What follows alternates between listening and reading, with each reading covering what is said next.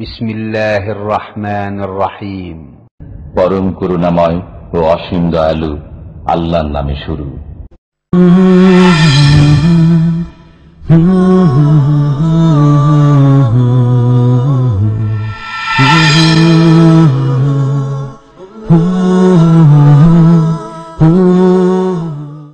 ومن أحسن قولا ممن دعا إلى الله وعمل صالحا وقال إنني من المسلمين.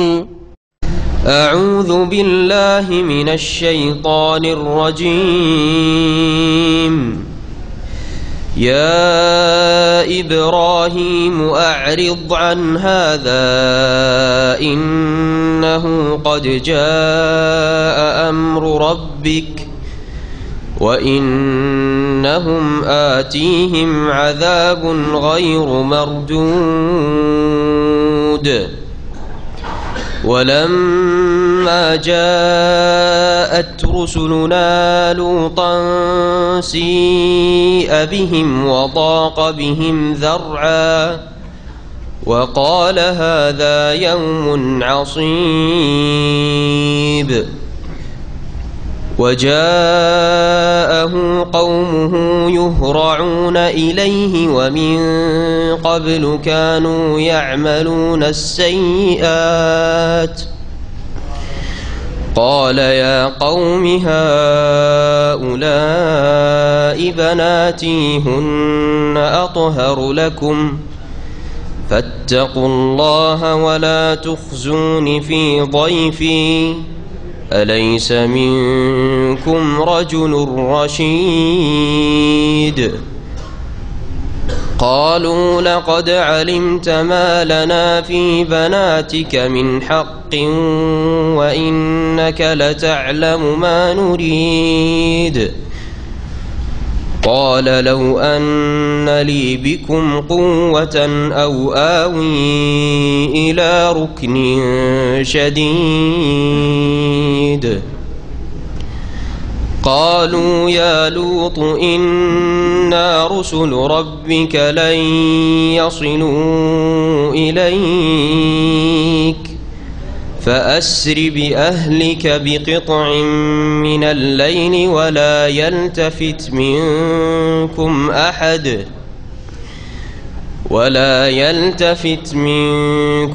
أحد إلا امرأتك إنه مصيبها ما أصابهم إن موعدهم الصبح أليس الصبح بقريب. فلما جاء أمرنا جعلنا عاليها سافلها وأمطرنا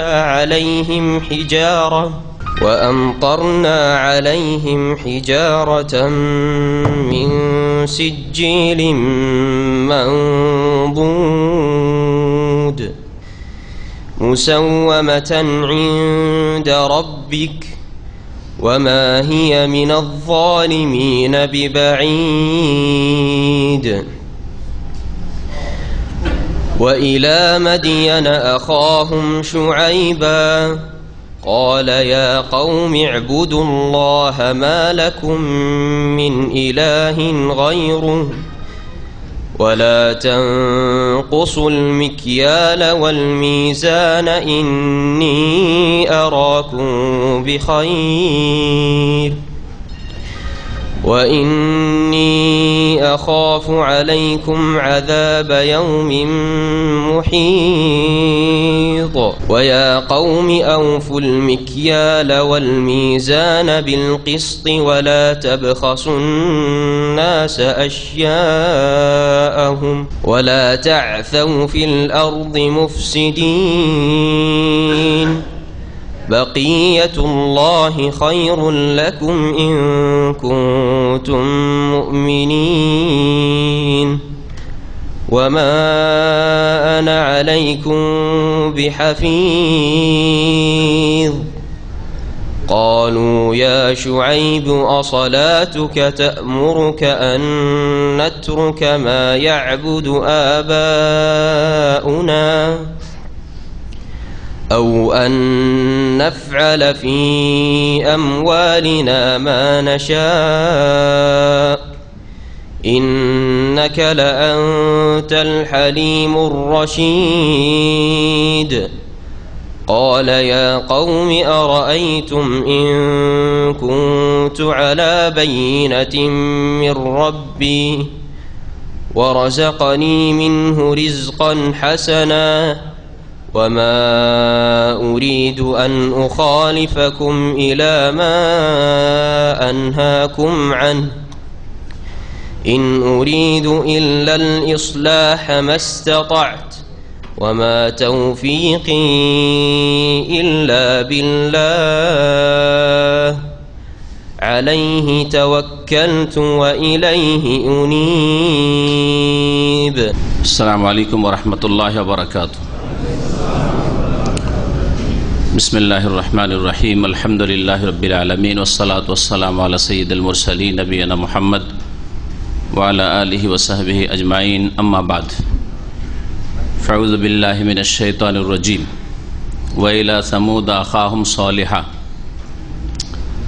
قال يا قوم اعبدوا الله ما لكم من إله غيره هو أنشأكم من الأرض واستعمركم فيها فاستغفروه ثم توبوا إليه إن ربي قريب مجيب. মহান আল্লাহর সমস্ত প্রশংসা যে আল্লাহ পাক রব্বুল আলামিন যুগে যুগে প্রত্যেক জাতির উদ্দেশ্যে আম্বিয়া রসুলগণকে পাঠিয়ে জাতিগুলিকে সতর্ক করেছেন।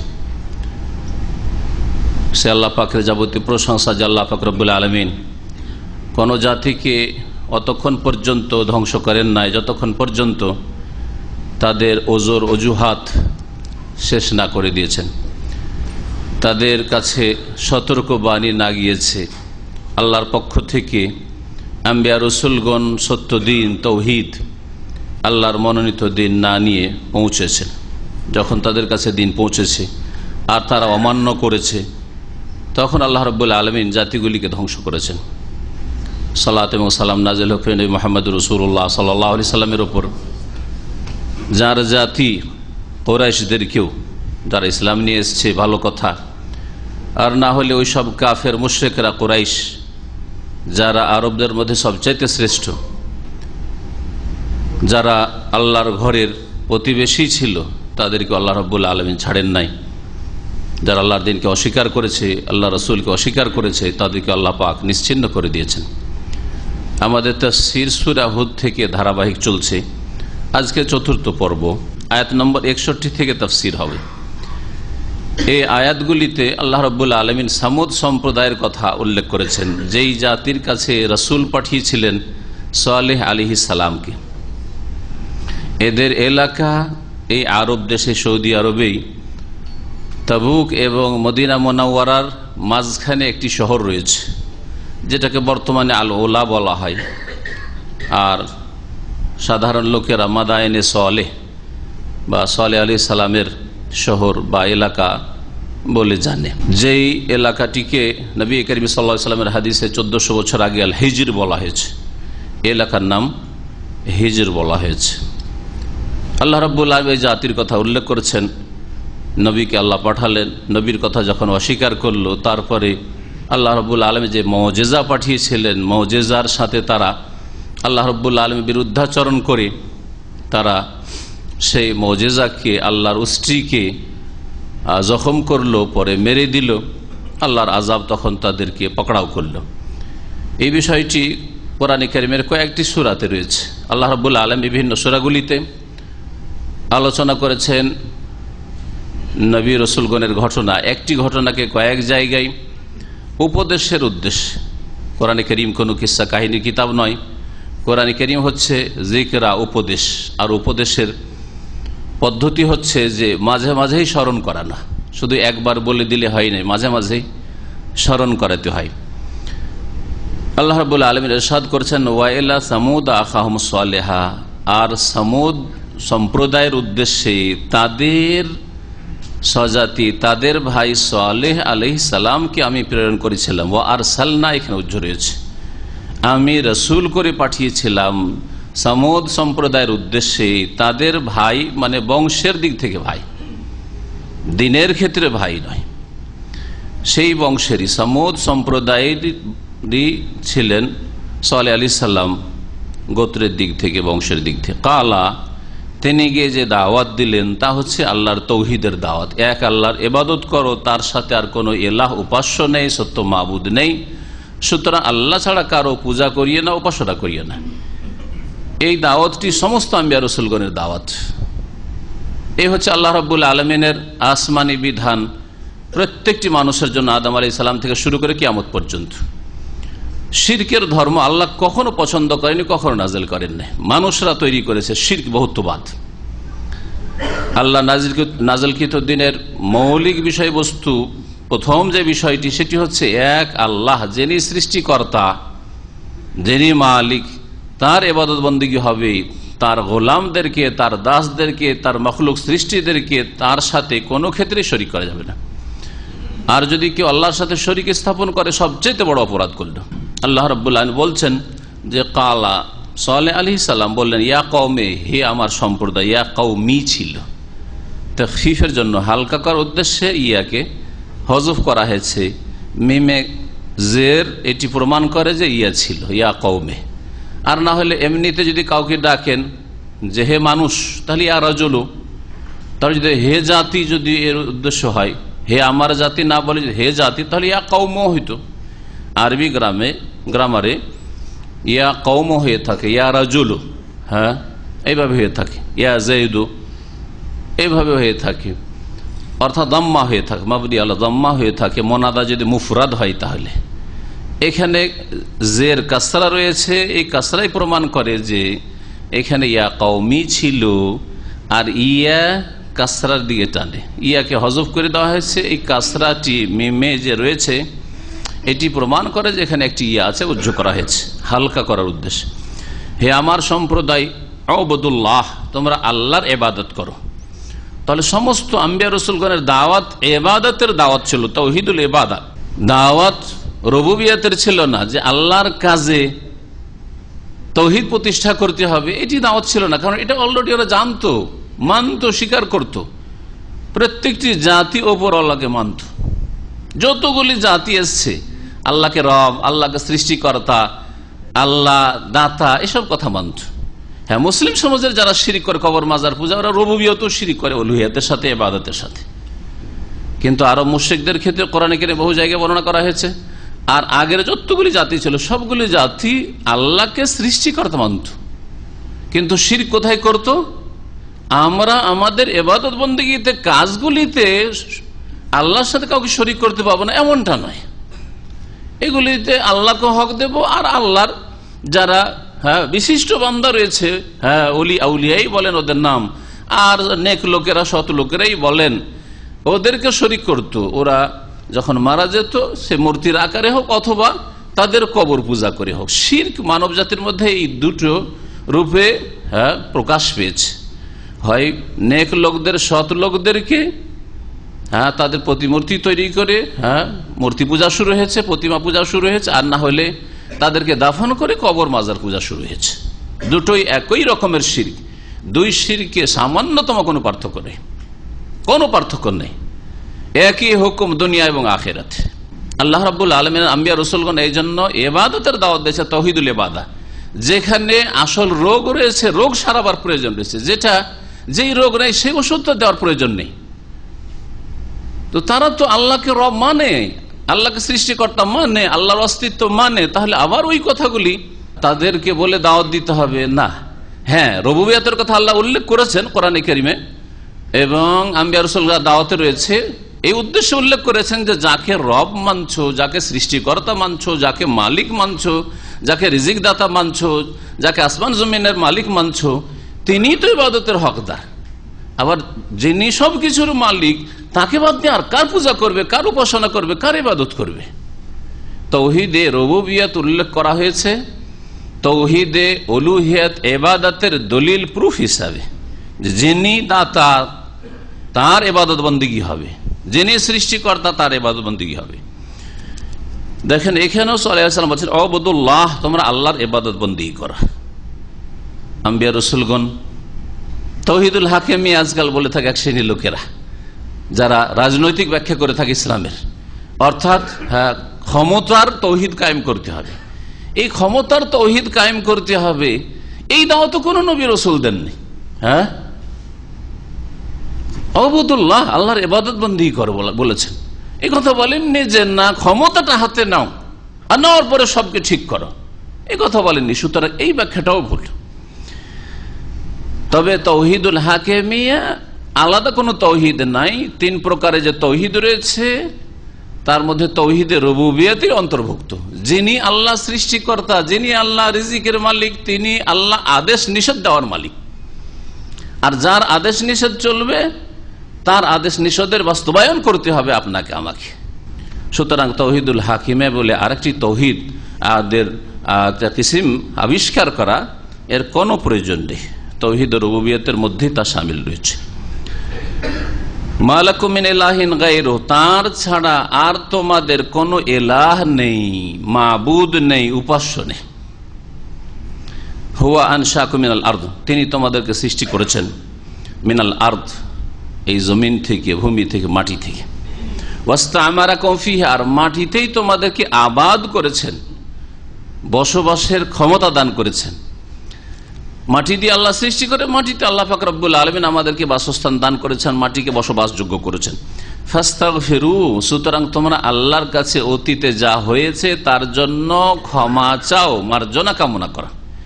ইস্তেগফার, মানুষ ক্ষমা চায় কি জন্য? যে ভুল হয়েছে, তাহলে তো এর আগে যে ভুলগুলি হয়েছে এর জন্য ক্ষমা চাও। আর ক্ষমা চাওয়ার পরে আল্লাহর দিকে ফিরে আসো। ক্ষমা চেয়ে ওখানে থেমে গেলে কাজ হবে না। ক্ষমা চাওয়ার পরে আল্লাহর কাছে ক্ষমা চেয়ে অতীতে যা হয়েছে আল্লাহ মাফ করে দাও, কিন্তু যেখানে ছিলেন ওখানে থেমে থেকে গেলেন, তাহলে আপনি সংশোধন করলেন না। তাহলে আপনার আসলে যে আপনি ক্ষমা চেয়েছেন এই কথা প্রমাণ পাই না। আপনার ছেলে যদি বেয়াদবি করার, অন্যায় করার পরে ক্ষমা চেয়ে নেয়, কিন্তু ক্ষমা চাওয়ার সময় বা তার আগে যে অবস্থাটি ছিল সে অবস্থাতেই যদি সে তার আখলাক চরিত্র থেকে যায়, তাহলে সেই ছেলে সংশোধন হয় নাই। এই জন্য ইস্তেগফারের সাথে সাথে তওবার কথা বলা হয়েছে। আল্লাহর কাছে অতীতের ভুল ভ্রান্তির জন্য মার্জনা কামনা করে ফিরে আসো আল্লাহর দিকে। ওখানে থেমে থাকলে হবে না, পাপের বর্ডারে থাকলে হবে না, গুনাহার কাজে লেগে থাকলে হবে না, গুনাহার মজলিসেই আর গুনাহগার পাপীদের মাঝেই একাকার হয়ে থাকলে হবে না। ফিরে আসো আল্লাহর দিকে, ফিরে আসো। মসজিদে যেতে যা মসজিদের দিকে ফিরে আসো, তৌহিদের দিকে আসতে না তৌহিদের দিকে ফিরে আসো, সুন্নতের দিকে আসতে না সুন্নতের দিকে ফিরে আসো। এটা হচ্ছে ফিরে আসা, তওবা মানে ফিরে আসা। সুম্মা তুবু ইলাইহি, অতঃপর তার দিকে প্রত্যাবর্তন করো, ফিরে আসো। ইন্না রাব্বি করিবুন মুজিব, নিঃসন্দেহে আমার প্রতিপালক করিব, অত্যন্ত নিকটবর্তী। বান্দা যখন তার কাছে কিছু চাই তখন তিনি তার জ্ঞানের দিক থেকে, পরিবেষ্টনের দিক থেকে, ক্ষমতার দিক থেকে, শোনার দিক থেকে, এইরকম বহু দিক রয়েছে যে সব দিক থেকে আল্লাহ রাব্বুল আলামিন করিব, নিকটবর্তী। কি নিকটবর্তী হওয়ার সাথে সাথে তিনি আকাশের ওপর সমস্ত সৃষ্টির থেকে পৃথক হয়ে আরশে আজিমে সমুন্নত। ইমাম ইবনে তাইমিয়া রাহমাতুল্লাহ আলাইহি এই কথাটিকে বোঝানোর জন্য সাধারণ লোকদেরকে বলেছেন চন্দ্রের একটি উদাহরণ দিয়ে, যে চাঁদ এখানে থাকলেও দেখছেন ওই পূর্ণিমার চাঁদ মাথার উপরে, রাত্রে দেখছেন যখন মাথার উপরে আসে ওই সময়। আর বাংলাদেশে গেলে এমন নয় যে 5000 কিলোমিটার চলে এলাম তো চাঁদ তো অনেক দূরে হয়ে গেল, অন্যদিকে দেখা যাচ্ছে, এমন নয়। এখান থেকে 10,000-15,000 কিলোমিটার দূরে কোথাও চলে যান, সেখানে গিয়ে দেখবেন চাঁদ ওই রকমই আপনার সাথে, যেখানে যাচ্ছেন সেখানে চাঁদ আপনার সাথে সাথে, যেখানে যাচ্ছেন সেখানে আপনার সাথে সাথে ধ্রুব তারা ওই জায়গায় তো ওইরকম আছে। এমন নয় যে এখন দূরত্ব অনেক বেড়ে গেছে আর আপনি দেখছেন যে না অনেক দূরে এখন ওই সেই তারা হয়ে গেছে, অথবা চাঁদ হয়ে গেছে, অথবা সূর্য হয়ে গেছে। তো আল্লাহ রাব্বুল আলামিন এগুলি আল্লাহর সামনে ক্ষুদ্র মাখলুক, সূর্য, চন্দ্র, নক্ষত্র, গ্রহ, এগুলি ক্ষুদ্র সৃষ্টি। সেই ক্ষেত্রেই যদি যেখানে যাচ্ছেন সেখানে আপনার সাথে মাখলুকগুলি, তাহলে রব্বুল আলামিন আরশে আজিমে সমুন্নত, আসমানের ওপরে, আর করিবুন তিনি। করিব, আমার সম্পর্কে যদি বান্দারা জিজ্ঞেস করে যে আল্লাহ দূরে হলে চিৎকার করে ডাকবো, আর যদি তিনি কাছে হন তাহলে ফানুনাজি, তাহলে চুপি সারে ডাকবো, আস্তে আস্তে করে ডাকবো। পাশে থাকলে আস্তে আস্তে কথা বলে, আর দূরে থাকলে চিৎকার করে ডাক দিতে হয়, না শুনবে না। তখন আল্লাহ এই আয়াত নাজেল করলেন, যখন সাহাবায়ে কেরামরা এই কথা জিজ্ঞেস করেছিল রাসূলুল্লাহ সাল্লাল্লাহু আলাইহি ওয়াসাল্লামকে। এবং মুজিব, তিনি বান্দার ডাকে সাড়া দানকারী। আজাবা ইউজিব ও মুজিব ইসিম ফাইল, তার মানে হচ্ছে জবাব দেনেওয়ালা, অর্থাৎ দোয়ায় ডাকে সাড়া দানকারী। কালু, এই সামুদ সম্প্রদায় বলে, ইয়া সলে, হে সলে, কদ কুনতা ফিনা মারজুয়ান, আমাদের মাঝে তুমি বড় আশার পাত্র ছিলে। মারজুয়ান, রাজা এরজু মানে আশা করা, আর মারজু ইসিম মাফুলের সেগা। মারজু, তোমার সম্পর্কে অনেক আশা আমাদের ছিল, বড় আশা ছিল যে তুমি একজন হবে, তুমি কিছু, তোমার দ্বারা আমরা সমাজের, দেশের কিছু কাজ দেব, তুমি আমাদের অনেক কাজে আসবে। তুমি আমাদের ধর্মেরই উল্টো শুরু করলে, আমাদের আসল জড় থেকে শুরু করে দিলে, তুমি উপড়ে ফেলবে। কাদ কুনতা ফিনা মারজুয়ান, আমাদের মাঝে তুমি বড় আশার পাত্র ছিলে। কাবলা হাজা, এর পূর্বে, মানে এই তাওহীদের লা ইলাহা ইল্লাল্লাহ উবুদুল্লাহ মা লাকুম মিন ইলাহিন গায়রুহু, এই তাওহীদের দাওয়াত দেওয়ার পূর্বে কোন কথা বলা শুরু করলে এখন নতুন কথা। তানহানা, তুমি কি আমাদেরকে বারণ করছো, নিষেধ করছো, আর না বুদা মা ইয়াবুদু আবাউনা, যে আমরা উপাসনা করি, পূজা পাঠ করি ওই সব দেবদেবীর, পুতুল প্রতিমার, যেগুলির পূজা করত আমাদের পিতৃপুরুষরা, আবাউনা, বাপদাদা, পূর্বপুরুষরা। ওয়া ইন্নানা লাফি শাক্কিন মিম্মা তাদউনা ইলাইহি মুরিব, আর নিঃসন্দেহে, শোনো, লাফি শাক্কিন, আমরা অবশ্যই বিভ্রান্তিকর সন্দেহে পড়ে রয়েছি। শাক্কিনের সিফাত রয়েছে মুরিব আয়াতের শেষে, আর মাঝখানে মিম্মা তাদউনা ইলাইহি, এই এর সাথে মুতাআল্লিক রয়েছে এখানে যে বিষয়টি এখানে রয়েছে। ওয়া ইন্নানা, আমরা, লাফি শাক্কিন, সন্দেহের মধ্যে রয়েছি। কেমন সন্দেহ? মুরিব, বিভ্রান্তিকর, বড়ই আমরা সন্দেহের মধ্যে পড়ে রয়েছি। মরিব, রাইবুন মানেও সন্দেহ হয়, আর মরিব যা সন্দেহ সৃষ্টি করে। এই জন্য সূরা বাকারা শুরুতে রয়েছে আলিফ লাম মিম যালিকাল কিতাবু লা রাইবা ফি, তো রাইবুন মানে শাক, সন্দেহ, আর রাইব থেকে হচ্ছে মরিব মানে সংশয় সৃষ্টিকারী। এই জন্য ভাব অর্থ করলাম বিভ্রান্তিকর, মানে বড় ধরনের সংশয়ে পড়ে আছি। কি সংশয় তুমি ফেলে দিলে, কি সন্দেহ আমাদেরকে ফেলে দিলে, বিভ্রান্তিকর কথা বলছো তুমি। ওয়া ইন্নানা লাফি শাক্কিন, আর নিঃসন্দেহে আমরা বিভ্রান্তিকর সন্দেহে পড়ে রয়েছি, মিম্মা তাদউনা ইলাইহি, ওই ধর্ম সম্পর্কে যেদিকে তুমি আমাদেরকে আহ্বান করা শুরু করেছো, মানে তোমার যে ধর্ম, নতুন ধর্ম নিয়ে এসছো বাপদাদার ধর্ম বাদ দিয়ে, সে সম্পর্কে আমরা বড়ই সংশয়ে আর সন্দেহে পড়ে রয়েছি। কোন সন্দেহে ফেলে দিলে আমাদেরকে, আমাদের সমাজকে, আমাদের জাতিকে। আজকাল যারা শিরক বিদআত মুসলিম সমাজে করে, তারা কেউ যদি তাওহীদের দাওয়াত দেন, সুন্নতের দাওয়াত দেন, সহিহ হাদিসের কথা, আমল করার কথা বলেন, তো আপনাকে ফিতনাবাজ বলবে, আপনাকে বলবে কোন ঝামেলা করতে শুরু করলে, আর কোন এখানে ফিতনা ফাসাদ, আর এরকম অশান্তি কেন শুরু করে দিলে তুমি? আমরা খুব ভালো ছিলাম, এক হয়েছিলাম, আর এক তরিকায় চলছিলাম মসজিদে, আর কোন রকমের অন্যরকম কিছু ছিল না, আর কোন নতুন নতুন আমল শুরু করে দিলে তুমি। তাহিয়াতুল মসজিদ পড়া শুরু করেন, ওতে বালা মুসিবত নেমে আসবে তাদের ওপর। হ্যাঁ, মাগরিবের আজানের পরে যদি 2 রাকাত নামাজ পড়ে, তাতে বালা মুসিবতে নেমে চলে আসবে। হাদিসের আমল করলে বালা মুসিবত নিয়ে চলে আসে তাদের জন্য। কালা ইয়া কওমে, বললেন সালেহ আলাইহিস সালাম, হে আমার সম্প্রদায়, আরা আইতুম, আচ্ছা তোমরা বলো তো, আরা আইতুম, তোমরা কি চিন্তা করে দেখেছো? এটা হচ্ছে শাব্দিক অর্থ। রা মানে যেমন এই দৃষ্টি শক্তি দিয়ে দেখা, তেমন অন্তর্দৃষ্টি দিয়ে দেখা, এই চোখ দিয়ে যেমন দেখা তেমন অন্তর দিয়ে দেখা। তো আরা আইতুম, তোমরা কি কোনো সময় চিন্তা করে দেখেছো? চিন্তা করে বলো তো দেখি। ভাব অর্থে মুফাসসিরিনগণ আরা আইতুম আখবিরুনি, তোমরা আমাকে বলো তো, ইন কুনতু আলা বাইয়িনাতি মির রাব্বি, আমি যদি আমার প্রতিপালকের পক্ষ থেকে সুস্পষ্ট দলিল প্রমাণের উপর প্রতিষ্ঠিত থাকি। আমার কাছে দলিল প্রমাণ আছে, আর তোমরা বিনা দলিলে চলছো, কোনটা মানবো বলো দেখি? তোমাদের দলিলবিহীন কথা মানবো? দেখেন, যে কোনো গোমরাহ দলের আগের যে সব জাতি রয়েছে যারা গোমরাহ, তাদের সাথে সাদৃশ্যতা রয়েছে। পুরোপুরি থাক আর আংশিক থাক, অবশ্যই সাদৃশ্যতা আছে। এই ধরনের কথাবার্তা, তাশাবাহাত কুলুবুহুম, তাদের অন্তঃকরণ একই রকমের, তাদের কথাবার্তা একই রকমের, চালচলন একই রকমের, বাপদাদার দোহাই পড়া, হ্যাঁ সংখ্যাগরিষ্ঠতার দোহাই পড়া, আর হক কথা যদি বলে একজন দুজন, তাহলে তাকে ফিতনা সৃষ্টিকারী বলা, এইসব কথা বলা, এইসব দলিলবিহীন চলা ইত্যাদি। ইনকুন্তু আলা বাইনাত, নবী বললেন সালেহ আলাইহিস সালাম যে আমি যদি আমার আল্লাহর পক্ষ থেকে সুস্পষ্ট দলিলের উপর প্রতিষ্ঠিত। সুস্পষ্ট দলিল কি? তাফসীরকাররা বলছেন যে জ্ঞান, বসিরাত, ইলম, আমার কাছে আল্লাহ প্রদত্ত জ্ঞান রয়েছে, আর তারপরে সেই জ্ঞানের ভিত্তিতে আমার ইয়াকিন রয়েছে, ইলমুন ওয়া ইয়াকিন। এমনি নয় যে আমি উদ্ভট কথা বিশ্বাস করি, জ্ঞানের ভিত্তিতে আমি দৃঢ় প্রত্যয় রাখি, আমি ইয়াকিন রাখি। ওয়া আতানি মিনহু রাহমা, আর তার পক্ষ থেকে তিনি যদি আমাকে করুণাও দান করে থাকেন, রহমতও দান করে, এই রহমতের তাফসীর হচ্ছে নবুয়ত, নবী বানিয়ে থাকেন, রাসূল যদি বানিয়ে থাকেন। ফামাইয়ানসুরনি মিনাল্লাহ, আম্বিয়া রাসূলগণের জন্য নবুয়ত, নবী হওয়া এবং রাসূল হওয়া আল্লাহর বড় রহমত, আল্লাহর বড় ফজল, অনুগ্রহ। আল্লাহ পাক রব্বুল আলামিন কোরআন কারীমে আম্বিয়া রাসূলগণ সম্পর্কে এই বিষয়টি রহমত দিয়ে উল্লেখ করেছেন, কখনো ফজল দিয়ে উল্লেখ করেছেন। মহান আল্লাহ বলছেন নবী মুহাম্মদ সাল্লাল্লাহু আলাইহি ওয়া সাল্লাম, ওয়া কানা ফাদলুল্লাহি আলাইকা কাবীরা, হে নবী মুহাম্মদ সাল্লাল্লাহু আলাইহি ওয়া সাল্লাম, তোমার উপর আল্লাহর বড় অনুগ্রহ রয়েছে। অনুগ্রহ মানে পয়সা। তো নবী সাল্লাল্লাহু আলাইহি ওয়াসাল্লামের কাছে বড় পয়সা কোথায়, ধন সম্পদ আর এইসব কোথায় ছিল, দুনিয়ার সেই শক্তি।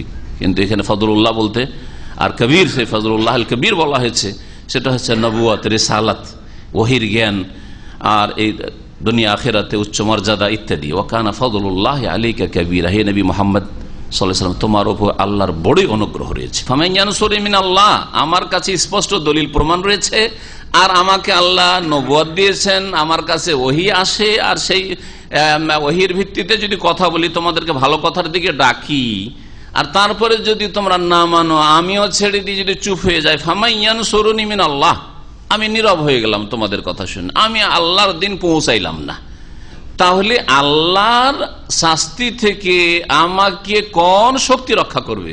ফামাইয়ানসুরনি মানে কে আমাকে রক্ষা করবে, ভাব অর্থ। নাসারে আনসার মানে সাহায্য করা, তা আমাকে কে সাহায্য করবে? মিনাল্লাহ মানে মিন আযাবিল্লাহ, আল্লাহর আযাব থেকে রক্ষা করতে। আছে কেউ সাহায্যকারী আল্লাহর আযাব থেকে রক্ষা করতে পারবে?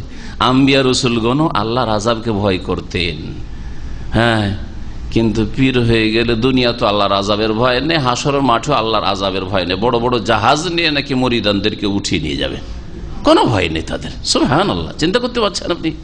আম্বিয়া রাসূলগণ ভয় করছেন এত, আল্লাহ রাব্বুল আলামিন কি আর এদের ভয় নেই?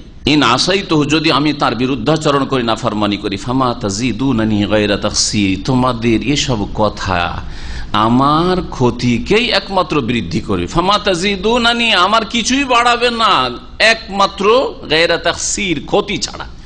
তোমাদের কথা শুনে যদি আমি নীরব হয়ে যাই, আর তোমাদেরকে হকের সত্যের দাওয়াত যদি না পাওয়া যায়, আমিও গোপন করে রেখে দিই, তাহলে আমার ক্ষতি ছাড়া তোমার আর কিছুই করবেন না। আমার ক্ষতি, প্রথম ক্ষতি আমার। জি হ্যাঁ, এই জন্য হকের সত্যের দাওয়াত, তাওহীদের দাওয়াত, সুন্নতের দাওয়াত, দ্বীন ইসলামের দাওয়াত কেউ যদি কবুল না করে, তার যে ক্ষতি রয়েছে তার চাইতে বেশি যারা দ্বীন ইসলাম জানে, কোরআন সুন্নাহ পড়েছে, হাদিস পড়েছে, আর তারপরে প্রচার করে না, তাদের আয়াত প্রমাণ করে। তাহলে যেসব আলেম সমাজ রয়েছে, আরবি ভাষা বুঝে, কোরআন হাদিসের ভাষা বুঝে, আর তারপরে সহিহ হাদিসকে লুকিয়ে রাখে, রাসূলুল্লাহ সাল্লাল্লাহু আলাইহি ওয়াসাল্লামের সুন্নাতকে লুকিয়ে রাখে, তাওহীদকে লুকিয়ে রাখে, আর শিরক বিদআত দিয়ে তাদের দুনিয়ার ব্যবসা চালায়, পেট ব্যবসা চালায়, মাজার ব্যবসা চালায়, তাবিজ ব্যবসা চালায়, মিলাদ ব্যবসা চালায়, কোরআন খারি ব্যবসা চালায়, এরা নিজেরাই বেশি ক্ষতিগ্রস্ত। ফামা তাজিদুনানি গায়রা তাখসীর, আমার ক্ষতি ছাড়া তোমরা আর কিছুই বৃদ্ধি করবে না। নবী সাল্লাল্লাহু আলাইহি সাল্লাম জাতির ক্ষতির আশঙ্কা বেশি করেননি, ওর চাইতে বেশি ক্ষতিগ্রস্ত তিনি এই আশঙ্কা করেছেন, আমাকে ধ্বংস করে ফেলবে তোমরা যদি আমাকে চুপ করিয়ে দাও। তাহলে ওয়া কওমে, হে আমার সম্প্রদায়, হাযিহি নাকাতুল্লাহ, এ হচ্ছে আল্লাহর উষ্টি, লাকুম আয়া, তোমাদের জন্য আল্লাহর নিদর্শন স্বরূপ, মুজিজা স্বরূপ। তারা চ্যালেঞ্জ করলো যে তুমি যদি সত্যবাদী হও, তুমি যদি নবী হও, তো আমাদেরকে একটা মুজিজা, অলৌকিকত্ব, অসাধারণ কিছু দেখাও। অসাধারণ কি বলছে? আমাদের দুধের প্রয়োজন, দেখাও দেখি একটা পশু, উট বেরিয়ে আসছে। আরব, এই তো সৌদি আরব মরুভূমিতে, তাদের এলাকা তাবুক আর মদিনার মাঝখানে, এখানে উট তো থাকে, যে এই পাথর থেকে হয় একটা পাথর, কোন কোন তাফসীরকাররা বলছেন, আর নাহলে পাহাড় থেকে, পাহাড়ও বা পাথরের, এই পাহাড় থেকে একটা উষ্ট্রি যদি বের করে এনে দিতে পারো, তাও 10 মাসের গাভীন, পেটে বাচ্চা আছে, আর আস্তে আস্তে যেন বাচ্চা জন্মে যায়, আর যাতে এইরকম বিলম্ব না হয় দুধ পেতে, এইরকম যদি গাভী এনে দিতে পারো তাহলে জানবো যে হ্যাঁ তুমি নবী আছো। কিন্তু মুজিজা আসার পরে অধিকাংশ জাতিরা বিরুদ্ধাচরণ করেছে, মানে নাই। এইরকমই আজকে আল্লাহ আপনাকে দলিল প্রমাণের কথা বলবে, বাহাসের কথা বলবে, দলিল প্রমাণ পেশ করলেও মানবে না। সুতরাং ওইসব বাহাস ফাহাসের ফালতু কাজে যাবেন না, কারোর সাথে তর্কে জড়াতে যাবেন না। আপনার স্বাধীনতা আছে, যেটাকে আমি বেদাত মনে করছি, শিরক মনে সেটা করান। তাহলে আমার স্বাধীনতা আছে, আমি যেটাকে কোরআন সুন্নাহ মনে করছি সেটা প্রচার করার। জনসাধারণকে ছেড়ে দেন। এখন আপনার কথা কবুল করে যদি গুমরাহ হয় যাক তারা, আর আমার কথা আর আমাদের মতো যেসব দিনী ভাইরা রয়েছে তাদের কথা শুনে যে তাওহীদ সুন্নাতের দিকে আসে, স্বাধীনভাবে ছেড়ে দেন। বাধা কেন সৃষ্টি করছেন? স্বাধীন চিন্তা চেতনা রয়েছে, তাদেরকে স্বাধীনভাবে ছেড়ে দেন, তোমাদের যেটা মর্জি সেটা না। এত বাধা সৃষ্টি করা কেন? হাযিহি নাকাতুল্লাহ, এই হচ্ছে আল্লাহর উষ্টি, লাকুম আয়া, তোমাদের জন্য নিদর্শন স্বরূপ মুজিজা, ফাযরুহা, এটিকে ছেড়ে দাও, তাকুল ফি আরদিল্লাহ, আল্লাহর জমিনে চরে খাক, চড়তে দাও, আর তোমরা ক্ষতি করবে না। ওয়ালা তামাসসুহা বিসু, আর কোন অনিষ্ট দ্বারা তাকে স্পর্শ করবে না, অনিষ্ট দ্বারা ক্ষয়ক্ষতি করবে না, জবাই করবে না, জখম করবে না ইত্যাদি। ফায়াখুযাকুম আযাবুন করিব, যদি তাই করো, হ্যাঁ কোন অনিষ্ট করো এই মুজিজার উষ্টি, তাহলে তোমাদেরকে ধরে ফেলবে, পাকড়াও করবে, আযাবুন করিব, নিকটবর্তী শাস্তি, আসন্ন শাস্তি। ফাকারুহা, আকারা ইয়াকেরো মানে পা কেটে দেওয়া, পা জখম করা। আর সেটার তাফসীর জবাই করা হয়।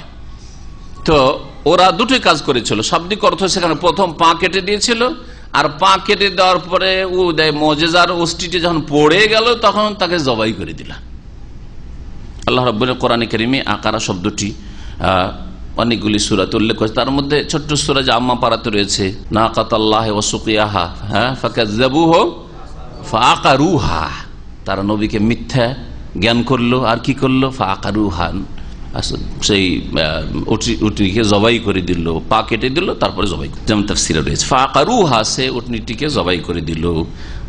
তখন আল্লাহ রাব্বুল আলামিনের পক্ষ থেকে নবী সালেহ আলাইহিস সালামকে বলা হলো, যাদেরকে বলে দাও যে আর 3 দিন তোমাদেরকে সময় দেওয়া হলো, খুব আমোদ ফুর্তি করো। ফাকালা, সালেহ আলাইহিস সালাম বলেন, তামাত্তাউ ফি দারিকুম, তোমাদের বাড়িতে খুব ভোগ বিলাস করো, আমোদ ফুর্তি করো। সালাসাতা আইয়াম, 3 দিন পর্যন্ত। যালিকা ওয়াদুন গায়রু মাকযুব, এর বেশি নয়, একজনও বাঁচবে না, কাফের সব ধ্বংস হয়ে যাবে এই 3 দিন পরে, চতুর্থ দিনে। এই এমন এক প্রতিশ্রুতি, ওয়াদা গায়রু মাকযুব, যেটি কখনো মিথ্যা নয়, মিথ্যা নয়।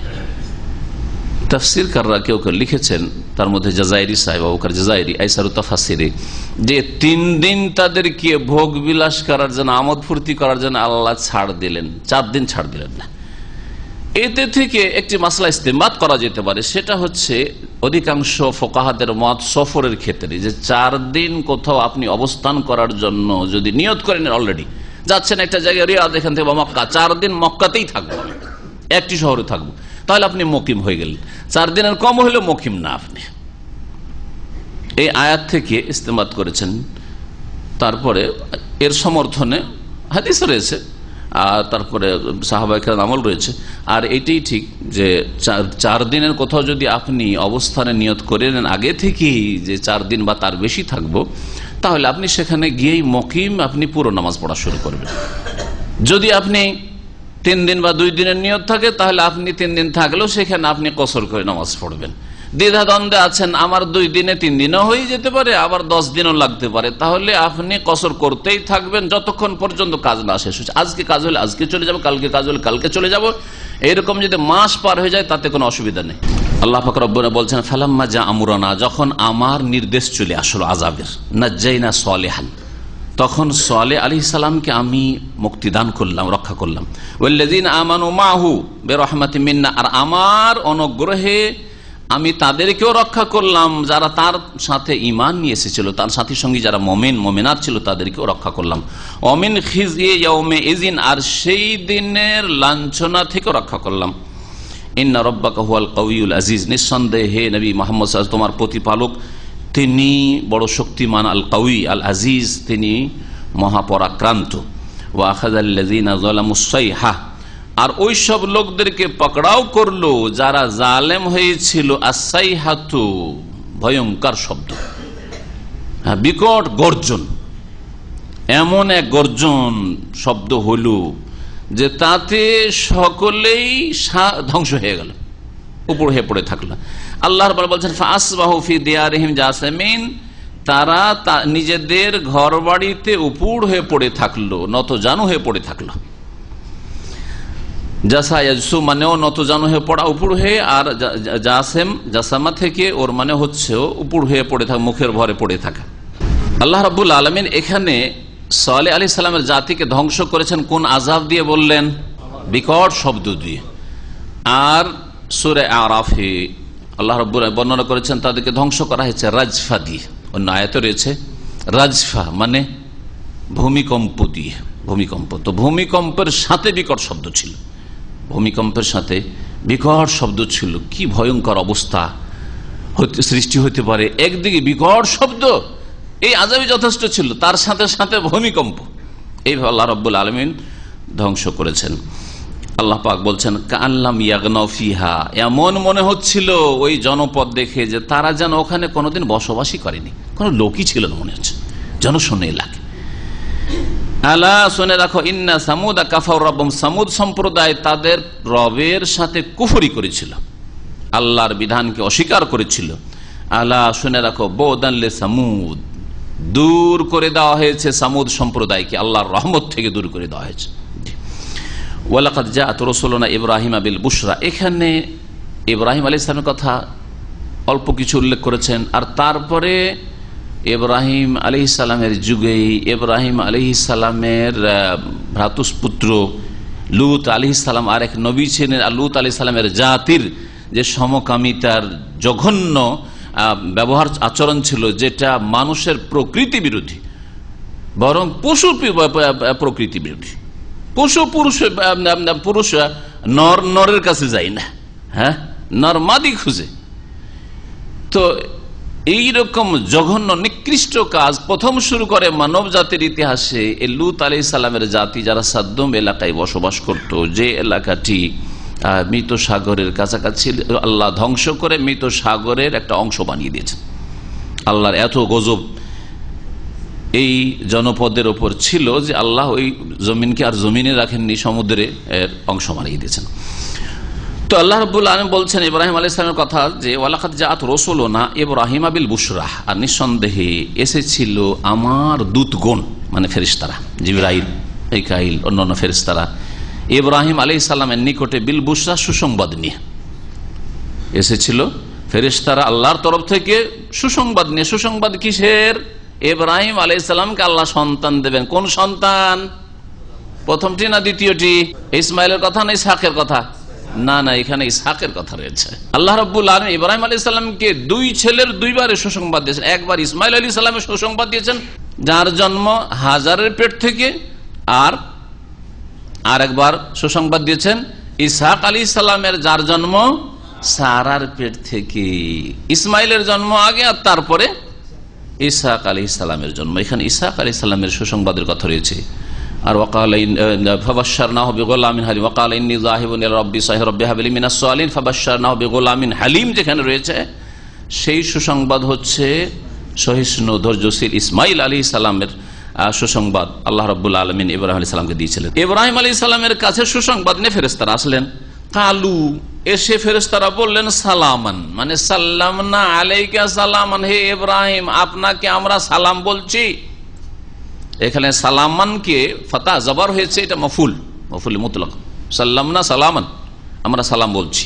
তারপর এটা হচ্ছে ফেল মানে ক্রিয়া, ফেল আর ফেল মাজি, তার মানে ফেল যেটা হয় সেটা একটা কালের সাথে সম্পর্ক থাকে, হয় অতীতকাল, না হয় বর্তমান কাল, না হয় ভবিষ্যৎকাল। তো সালাম দিয়েছিলেন ফেল দিয়ে, আর সালামের উত্তর দিলেন ইসম দিয়ে। আর ইসম নাউন দিয়ে যে কথাটি প্রকাশ করা হয় তাতে স্থায়িত্ব বেশি থাকে। জায়দুন কায়মুন, জায়দ কি দাঁড়িয়ে আছে, দাঁড়িয়ে রয়েছে, কিন্তু কামা জায়দুন, জায়দ দাঁড়িয়েছে, দাঁড়ানো না, দাঁড়িয়েছে শাব্দিক অর্থ। জায়দ দাঁড়িয়েছে, তার মানে অতীত দাঁড়িয়ে হয়তো ছিল না, দাঁড়িয়েছে। আর তারপরে এখন দাঁড়িয়েছে, জরুরি নয় যে আগামীতে সবসময় দাঁড়িয়ে থাকবে, কিন্তু জাইদুন কায়মন মানে দাঁড়িয়ে রয়েছে। তো জুমলা ইসমিয়া জুমলা ফেলিয়ার চাইতে গ্রামারে না হতে শক্তিশালী। আর সালামের উত্তরের ক্ষেত্রে যেই রকম সালাম আপনাকে প্রথম দেবে সালাম দানকারী, তার উত্তরটা ওর চাইতে বেশি জোরদার শক্তিশালী হইতে হবে। এই শিক্ষাও এখানে গ্রামার দিয়ে রয়েছে। যেমন আপনাকে কেউ যদি বলে আসসালামু আলাইকুম, আপনি কি বলবেন? ওয়ালাইকুম আসসালাম ওয়া রাহমাতুল্লাহ। হ্যাঁ, যে কেউ যদি বলে তার বেশি বলেন আরো ভালো, বারাকাতু পর্যন্ত, কিন্তু কমপক্ষে একটু ভালো করেন ওর চাইতে। আর যদি কেউ বলে আসসালামু আলাইকুম ওয়া রাহমাতুল্লাহ, আপনি কি বলবেন? ওয়ালাইকুম আসসালাম ওয়া রাহমাতুল্লাহি ওয়া বারাকাতুহু। তো আল্লাহ রাব্বুল আলামিন বলছেন যে ফেরেশতারা এসে সালাম বললেন, কালা, এখানে সাল্লাম না মাহজুফ রয়েছে, সালামন হয়েছে। কালা, তখন ইব্রাহিম আলাইহিস সালাম বলে সালামুন মানে সালামুন আলাইকুম, আপনাদের উপর সালাম রয়েছে, স্থায়ী সালাম রয়েছে। অতীতে সাল্লাম না, আমিও সালাম দিলাম, একথা বললেন। সালামুন শান্তি, শান্তি স্থায়ী জুমলা ইসমিয়া, সালামুন আলাইকুম। ফামা লাবেসান যাবে ইজলিন হানিজ, মানুষের রূপ ধরে বড় সুন্দর সুন্দর মানুষ, দাড়ি নেই আর এত সুন্দর যুবক, এইরকম যুবক দেখতে ভালো লাগে। আজকাল যদি ধরেন 10-12 বছর থেকে শুরু করে যতদিন পর্যন্ত দাড়ি মোছ বেরোয়নি, 14, 15, 18, 17, 18 পর্যন্ত যে কোনো মানুষকে দেখতে সুন্দর লাগে, যে কোনো ছেলেকে দেখতে সুন্দর লাগে। আর তারপরে দাড়ি মোছ গজিয়ে গেলে দাড়ি যতই আপনি কাটেন আর যতই আপনি আপনার বিবির মতো সাজার চেষ্টা, আপনাকে ভালো লাগবে না, ভালো লাগবে না, কখনো ভালো লাগবে না। কিন্তু যতক্ষণ দাড়ি হয়নি, আল্লাহ যেভাবে সৃষ্টি করেছে ওই রকম রয়েছে, ততক্ষণ সুন্দর লাগবে। কিশোরদেরকে সবচেয়ে বেশি সুন্দর লাগে এই জন্য দেখতে, স্বাভাবিক কথা। ইব্রাহিম আলাইহিস সালাম ভাবলেন যে অতিথি এসছে, আর ইব্রাহিম আলাইহিস সালাম অত্যন্ত মেহমান নওয়াজ ছিলেন। আর এই সুন্নতের উপর আরবরা কাফের মুশরিক হইলেও এই সুন্নত পালন করত। কাফের মুশরিকরা তারা একজন মেহমান এসছে, দিল গোটা একটা উট জবাই করে চলে আসছে। আজকাল দেখছেন খাওয়া দাওয়া চলতে আছে। এখন একটা যদি মেহমান আসে তার জন্য একটা গণম, হ্যাঁ, গোটা একটা জবিহা করতে হবে, জবাই করতে হবে, 1000 রিয়াল কমপক্ষে। আর না হলে মানহানি হয়ে গেল। যদি 1 কিলো গোস্ত কিনা, আমাদের মতো 1 কিলো গোস্ত কিনে, হ্যাঁ, বা 1 কিলো মাছ কিনা, 1 কিলো মাছ কিনা মেহমান বিদায় করেন, আর ডিম দিয়ে বিদায় করলে তো খবর আছে। হ্যাঁ, আমাদের সে ডিম দিয়েও বিদায় করা যায়, তাই না? জি হ্যাঁ। বলছেন ফামা লাবেসা, তিনি বিলম্ব করলেন না, অনতি বিলম্বে। শাব্দিক অর্থ প্রথম গেল ফামা লাবেসা, তিনি কোন বিলম্ব না করে আনজা বেইজলিন হানিজ, ভুনা বাছুরের গোস্ত এনে রেখে দিলেন। একবার গোটা বাছুর ভুনা, হানিজ ভুনা বাছুর নিয়ে এসে রেখে দিলেন। ফালাম্মারা আইদিয়াহুম, কিন্তু দেখছেন যে তাদের হাতগুলি লা তাসিলু ইলাইহি, খাবারের দিকে এগিয়ে আসছে না। ওয়াসালা ইয়াসাল মানে পৌঁছা, শাব্দিক অর্থ। আরে হাত বাড়াবে তো খাবার দিকে, খান না, হাত বাড়ছে না। মানুষ হলে তো খাবে, মানুষ না ফেরেশতা, এরা মালাইকা, সবজি ড্রাইভিং কাইরে সাফিল। বলছেন যে নাকিরাহুম, তখন তিনি তাদেরকে অজানা মনে করলেন যে কোন জাতি রয়েছে, কে রয়েছে, অথবা শত্রু রয়েছে। আরবদের মধ্যে এই ট্রেডিশন চলে আসছিল যে যদি অতিথি আপনার বাড়ি আসে আর আসার পরে খাওয়া দাওয়া করে, তাহলে আন্তরিকতা আছে।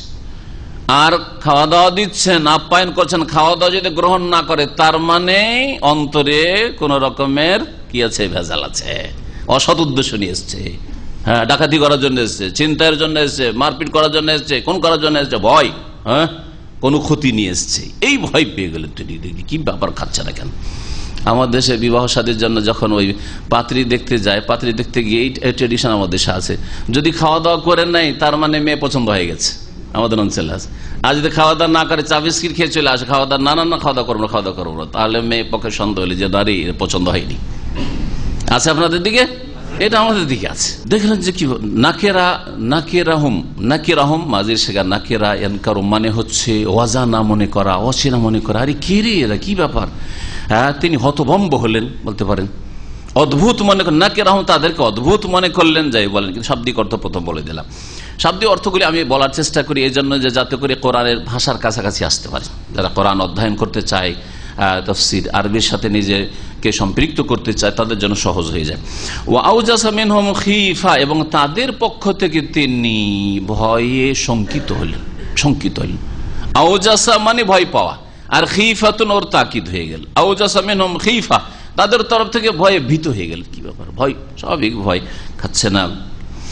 কালু, বুঝতে পারছেন, চেহারা দেখলে বোঝা যায় যে কে কি অবস্থায় রয়েছে। আর ফেরেশতারা তো বলছেন সূক্ষ্ম তাদের অনুভূতি। আল্লাহ তাআলা বললেন লা তাখাফ ইব্রাহিম, ভয় করিয়েন না, ইন্না উরসিলনা ইলা কওমি লূত, আমাদেরকে প্রেরিত করা হয়েছে লূত আলাইহিস সালামের সম্প্রদায়ের উদ্দেশ্যে, তাদেরকে ধ্বংস করার জন্য আপনার কাছে এসেছি। এখানে রাস্তায় একটু সুসংবাদ আপনাকে একটা দিয়ে দেবো আল্লাহর তরফ থেকে, আর তারপরে আমরা চলে যাব আমাদের গন্তব্যস্থানে, যে উদ্দেশ্যে আল্লাহ পাঠিয়েছেন।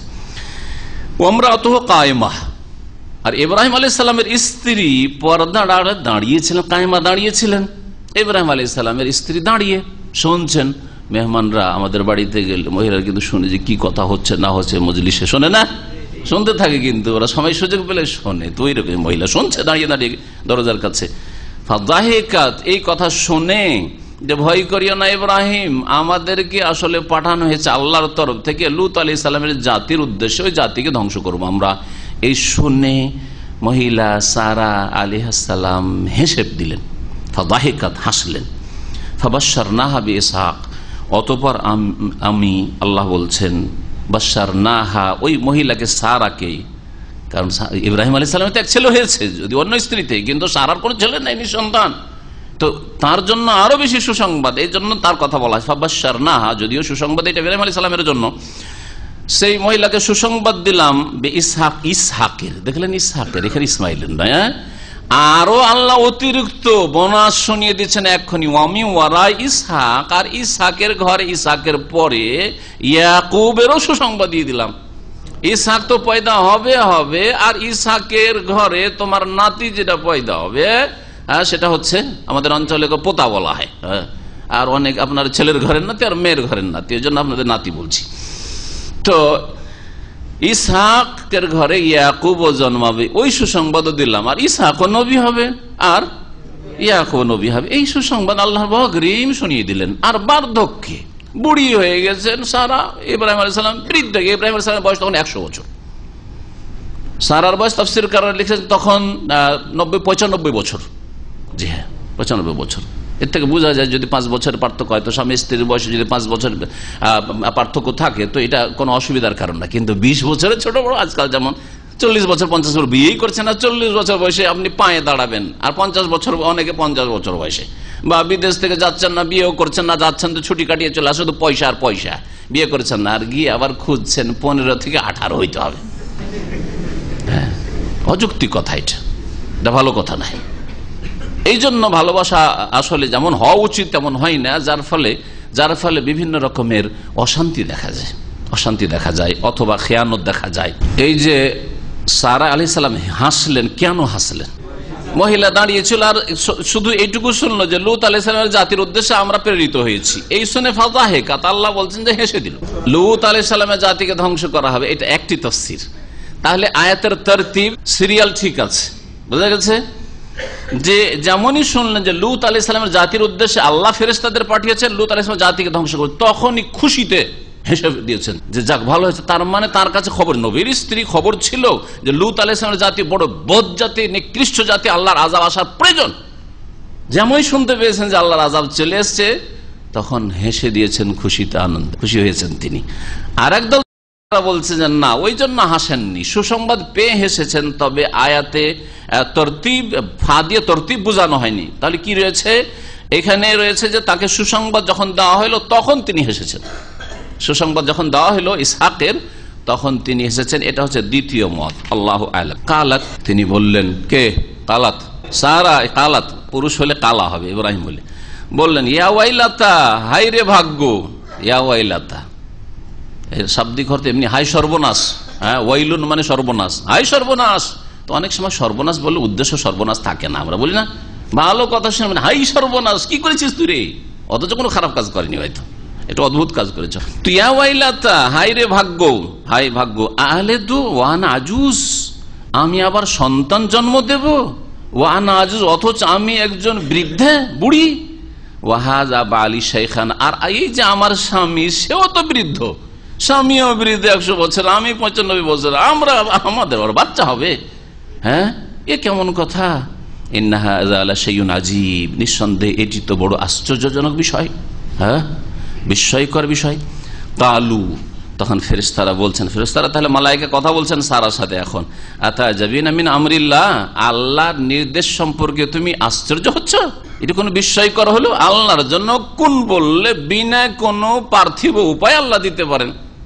আদম আলাইহিস সালামকে বিনা কোনো উপায়, হাওয়াকে সৃষ্টি করেছেন, পুরুষ আছে, আদম আছে, কোনো মহিলাই নেই। ঈসা আলাইহিস সালামকে সৃষ্টি করেছেন, মা আছে, বাপ নেই। হ্যাঁ, তো আল্লাহ তো 3 রকম করে ব্যতিক্রম অসাধারণ ভাবে আল্লাহ করে দিয়েছেন যে আমি যদি স্বামী স্ত্রীর মিলন বা পুরুষ আর নারীর মিলন ছাড়াও যদি আমি কোন জাতিকে পয়দা করতে চাই, আমার জন্য এটা আমা যালিকা আলাল্লাহি বিআজিজ, এটা আল্লাহর জন্য কোনো কঠিন বিষয় নেই। কোন বাস হয়ে যাও, একসাথে সব হয়ে যাবে। আতাজাবিনা মিন আমরিল্লাহ, আল্লাহর আদেশ সম্পর্কে, আল্লাহর সৃষ্টিগত আদেশ, এখানে আল্লাহর সৃষ্টিগত, এটা শরীয়তের বিধান নয়, সৃষ্টিগত আল্লাহ করতে চাইছেন, এ সম্পর্কে তুমি কি আশ্চর্য হচ্ছ? রহমতুল্লাহি ওয়া বারাকাতুহু আলাইকুম আহলাল বাইত, হে নবী পরিবারের সদস্য, রহমতুল্লাহি আলাইকুম, তোমাদের আল্লাহর রহমত বর্ষিত হোক, ওয়া বারাকাতুহু, আর তার পক্ষ থেকে বরকত বর্ষিত হোক। আহলে বাইত, ইয়া আহলাল বাইত ছিল এখানে, হে আহলে বাইত। আহলে বাইত বলে সম্বোধন কাকে করা হয়েছে? ইয়া আহলাল বাইত, হে নবী পরিবার। নবী পরিবার কাকে বলা হয়েছে? নবী তো হলেন ইব্রাহিম আলাইহিস সালাম, নবী পরিবার বলে কাকে সম্বোধন করা হইল এখানে? ওখানে আছে কে? আরে স্ত্রী স্থান আছে। তাহলে বোঝা গেল যে পরিবারের গুরুত্বপূর্ণ সদস্য, 1 নম্বর সদস্য বলা যেতে পারে স্বামীর পরে কে? স্ত্রী। এখানে আয়াত প্রমাণ করে না করে না? তাহলে ইব্রাহিম আলাইহিস সালামের ক্ষেত্রে যদি প্রমাণ করে, তাহলে রাসূলুল্লাহ সাল্লাল্লাহু আলাইহি সাল্লামের ক্ষেত্রে যখন বলা হবে আল্লাহুম্মা সাল্লি আলা মুহাম্মাদ ওয়া আলা আলি মুহাম্মাদ, হে আল্লাহ রহমত বর্ষণ করো মুহাম্মাদের উপর সাল্লাল্লাহু আলাইহি সাল্লাম এবং ওয়া আলা আলি মুহাম্মাদের বংশধরের উপর, আলে বাইত। তো আলে বাইত মানে কি? আলে বাইত মানে শুধু তার বংশের লোকেরা, কুরাইশের লোকেরা, কুরাইশে যারা মুমিন, হ্যাঁ, আলী, ফাতেমা, হাসান, হোসেন, 5 পঞ্জাতন।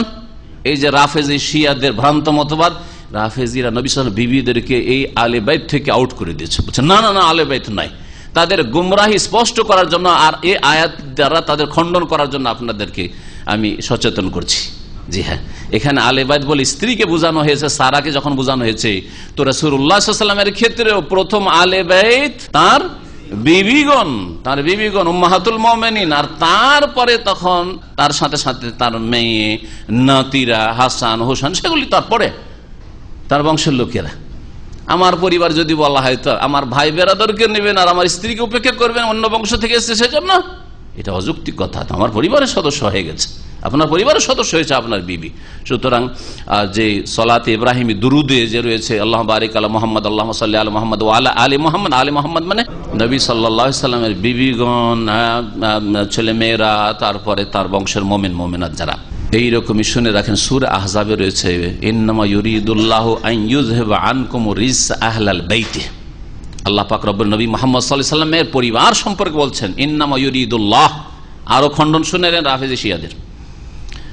আল্লাহ চাইছেন, ইন্নামা ইউরিদুল্লাহ আন ইউযহিবা আনকুম রিজসা, তোমাদের থেকে নাপাকি, অপবিত্রতা, পাপাচারকে দূর করতে, পাপ থেকে তোমাদেরকে আল্লাহ দূরে রাখতে চেয়েছেন। আল্লাহ চেয়েছেন, হ্যাঁ, নাপাকি, শিরকের নাপাকি, গুমরাহির নাপাকি, বিভ্রান্তির নাপাকি, তারা পাপে লিপ্ত হয়েছে, ভুল পথে চলে গেছে, তারা আলীকে হক দেয়নি, হাসান হোসেনকে হক দেয়নি, ইত্যাদি এসব বিভ্রান্তিকর কথা। আয়েশা রাদিয়াল্লাহু তাআলা নাউযুবিল্লাহ, তার সম্পর্কে যে তাদের ভাষা রয়েছে যেগুলি জবানে আনা যাবে না। আল্লাহ রাব্বুল আলামিন যেন উচিত শাস্তি এই ইসলামের দুশমনদেরকে দান করেন, যারা নবী সাল্লাল্লাহু আলাইহি সাল্লামের বিবি সম্পর্কে মিথ্যা অপবাদ দিয়েছে আর কুফরি কথা বলে থাকে তারা।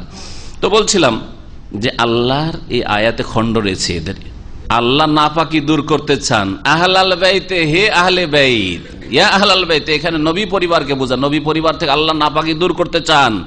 আর রাফিজরা কি বলছে, নবী পরিবার মানে নবীর বিবিরা নয়, এখানে শুধু আলী, হাসান, হোসেন, ফাতেমা, এরা শুধু ওরা এই আয়াতের অন্তর্ভুক্ত না, ওরা নাফাক হয়ে গেছে, ওরা গুমরাহ হয়ে গেছিল, ওরা নবীর পরে কাফের হয়ে গেছিল। এটা হচ্ছে তাদের আকীদা। জীবনে তাদের কিতাবে কোনোদিন প্রচার মাধ্যমে যারা শোনেন, তাদের প্রচার মাধ্যমে অনেকে ওই রেডিও তেহরান শোনেন, বাংলায় শোনেন, ভালো করে সজাগ হয়ে দেখবেন। তাদের আমি এমবিসি থেকে যেসব লিফলেট বেরোয় আর যে পম্ফলেট বেরোয়, তাতে পড়ে দেখেছি যে তাদের লিখাতে একটা কোন সাহাবীর নাম নেই, একমাত্র 4-5 জন সাহাবী ছাড়া। তার মানে কি উদ্দেশ্য তাদের? আর তাদের আন্দোলন হইতে হবে আমাদের দেশে, আর তাদের মতো আমাদের দেশ হইতে হবে, তারা আমাদের জন্য আদর্শ, আইডিয়াল। এরা কত বড় গুমরাহ হয়ে রয়েছে চিন্তা করুন। সতর্ক সাবধান হয়ে যান। জি, এদের সম্পর্কে সতর্ক সাবধান এখনো হয়ে যান। এই গুমরাহিতে, এই অন্ধকারে থাকবেন না। আল্লাহ বলছেন যে হে আহলে বাইত, এখানে নবী সাল্লাল্লাহু আলাইহি ওয়াসাল্লামের বিবিদের থেকেও নাপাকি দূরে রাখতে চেয়েছেন আল্লাহ রাব্বুল। আল্লাহ যদি নাপাকি দূর রাখতে চেয়ে থাকেন তাহলে তারা কি করে গুমরাহ হইতে পারে? তাদের কি করে গালমন্দ করা যেতে পারে? তাদের আখলাক চরিত্রে কি করে দোষ ত্রুটি থাকতে পারে? কখনো থাকতে পারে না। তারপরে আল্লাহ পাক বলছেন যে ইন্নাহু হামিদুম মাজিদ, নিঃসন্দেহে মহান আল্লাহ প্রশংসিত। হামিদ মানে মাহমুদ, প্রশংসিত, তার কাজে কথা প্রশংসিত। মজিদুন, এবং তিনি মর্যাদাবান, বড় মর্যাদাবান, সম্মানিত। এখানে আয়াতে দেখেন আহলে বাইতের কথা উল্লেখ করে রহমতুল্লাহ বারাকাতু বলে ইব্রাহিম আলাইহিস সালাম সম্পর্কে হামিদ মজিদ বলা হয়েছে। কোরআনে বলেছেন না, বলেননি আল্লাহ পাক? এখান থেকেই নেওয়া হয়েছে দুরুদ ইব্রাহিমি, সালাত ইব্রাহিমি। শেষখানে কি রয়েছে?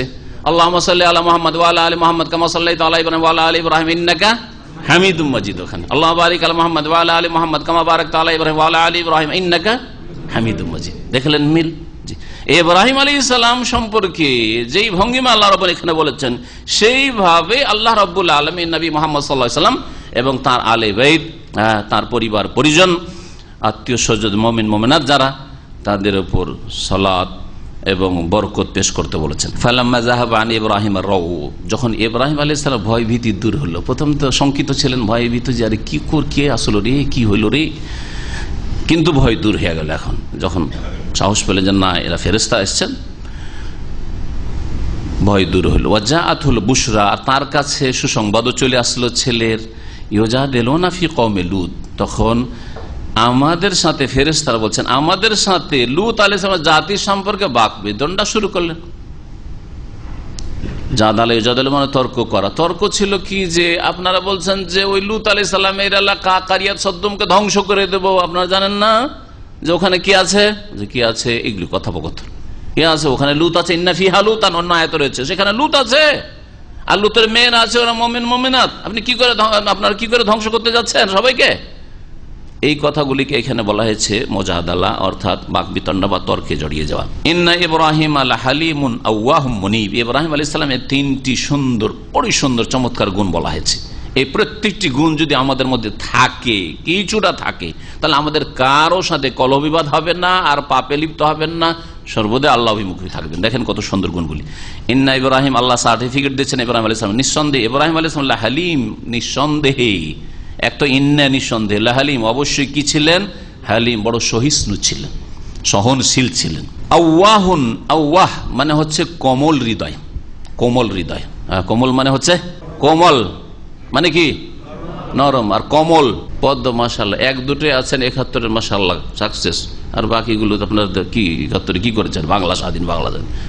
কমল মানে পদ্ম, ছোটকাল ক্লাস 2 পড়েছেন। কমল মানে পদ্ম ফুল, আর কোমল মানে নরম। কয় ওকার দেন তখন নরম হবে। আল্লাহ বলছেন যে ইব্রাহিম আলাইহিস সালাম কি ছিলেন? আওয়াহ, মুবালাগার সাথে আওয়াহ মানে বড় কোমল হৃদয়, নরম অন্তরে ছিলেন।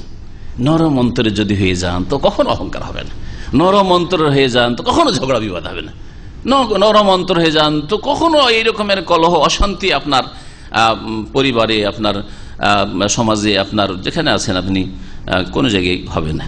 মুনিব, এবং তিনি আল্লাহ অভিমুখী, আনাবা ইউনিবতি ইসিম ফাইল আছে, ইয়া ইব্রাহিম, হে ইব্রাহিম আরিজ হান আহাজা, এই বিষয়টা বাদ দাও। ফেরেশতারা বলছেন এই বিষয়টা বাদ দাও, তুমি এসব কথা বলিও না, তর্ক করিও না, আমরা জানি যে কি আছে ওখানে।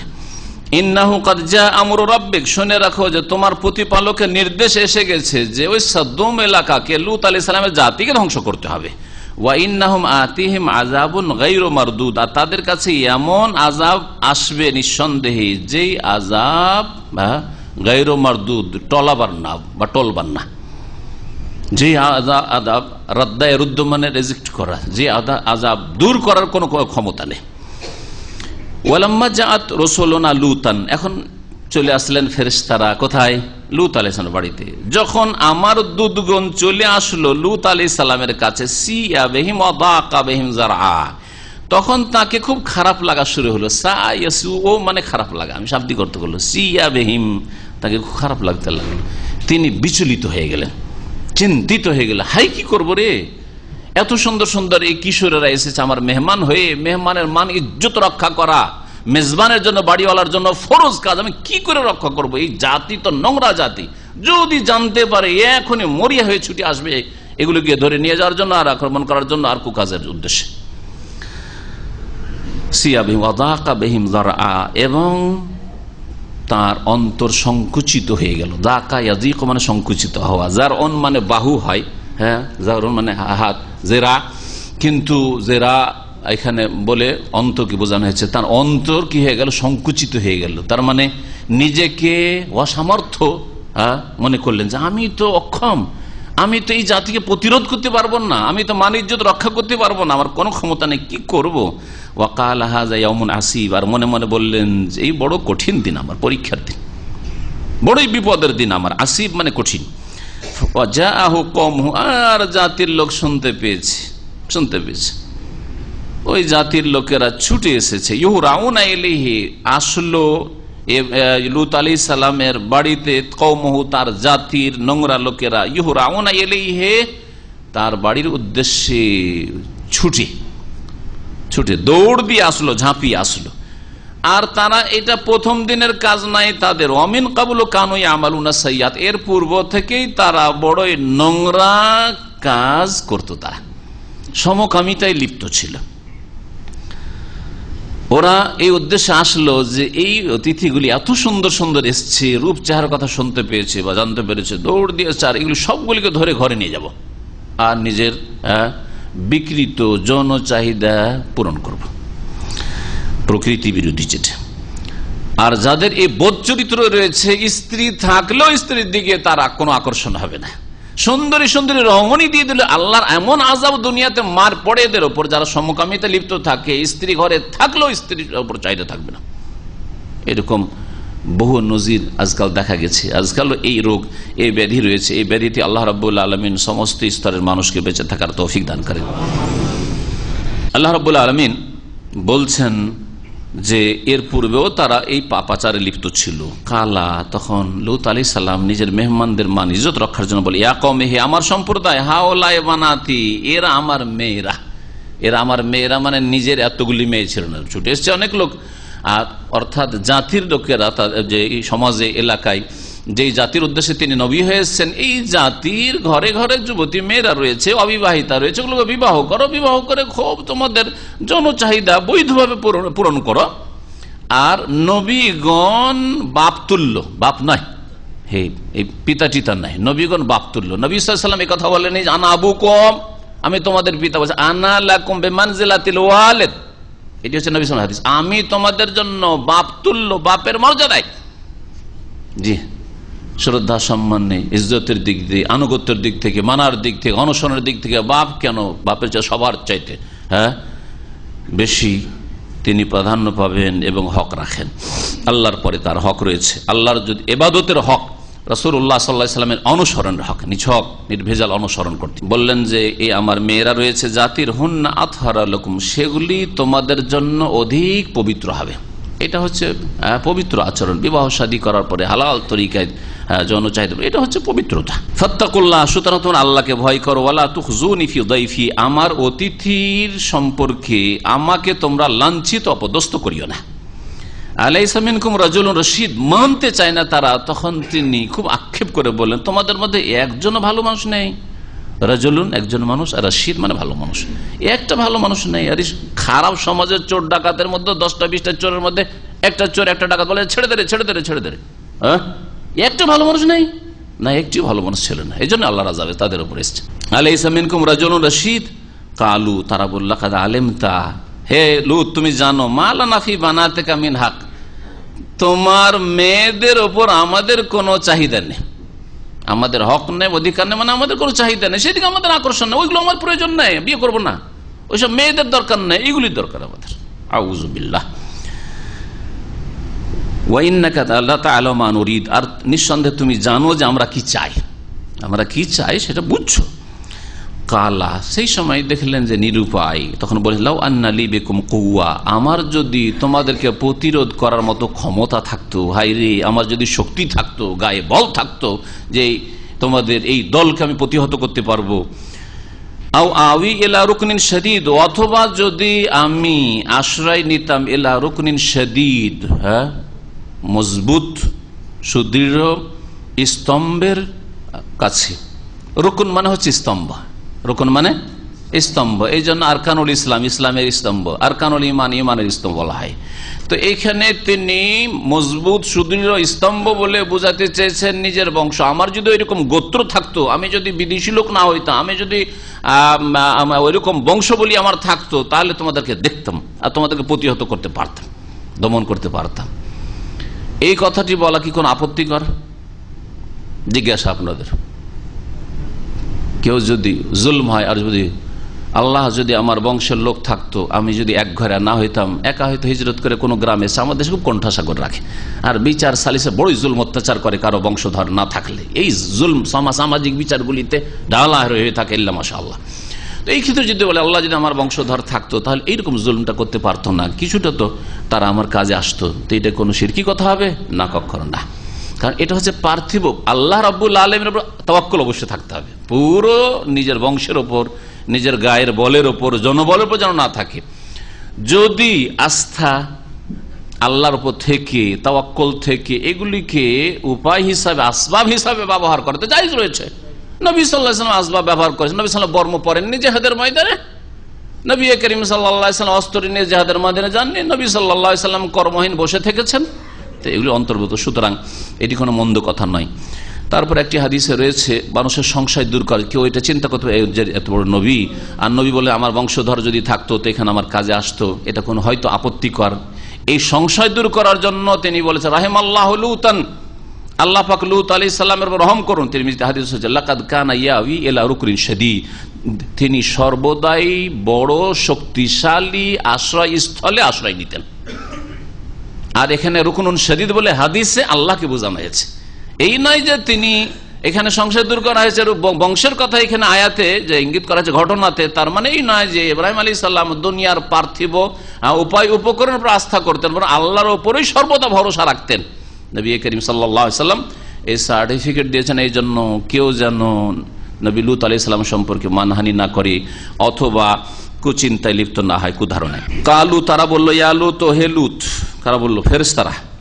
হে লূত, ইন্না রাসূলু রাব্বিক, আরে আমাদের কাছে পৌঁছিবে, তোমার কাছে পৌঁছিতে পারবে না, আমাদের কাছে দূরের কথা। দেখেন ভাষাটা, দেখেন কোরআন কারীমের ফেরেশতাদের। ইয়া লূত, হে লূত, ইন্না রাসূলু রাব্বিক, নিঃসন্দেহে আমরা তোমার প্রতিপালকের পক্ষ থেকে প্রেরিত দূত। লা ইয়াসিলু ইলাইহি, তোমার কাছেও পৌঁছিতে পারবে না কখনো। আমাদের ক্ষতি করা তো দূরের কথা, আমাদের গায়ে হাত দেওয়া তো দূরের কথা, তোমারও কোনো ক্ষতি করতে পারবে। ফাআসরি বিআহলিকা বিকিতইম মিনাল লাইল, সুতরাং রাতের এক অংশে তোমার পরিবার পরিজনকে নিয়ে তুমি বেরিয়ে পড়ো। আসরা ইউসরি মানে রাতারাতি যাওয়া, নৈশ ভ্রমণ। ইসরা, এই জন্য সূরাতুল ইসরা বলা হয়েছে, যে ইসরা মেরাজের কথা সুবহানাল্লাযী আসরা বিআবদিহি করে রয়েছে। ওয়ালা ইয়ালতাফিত মিনকুম আহাদ, আর তোমাদের মধ্যে কেউ যেন পেছন দিকে মুখ ফিরিয়ে না দেখে।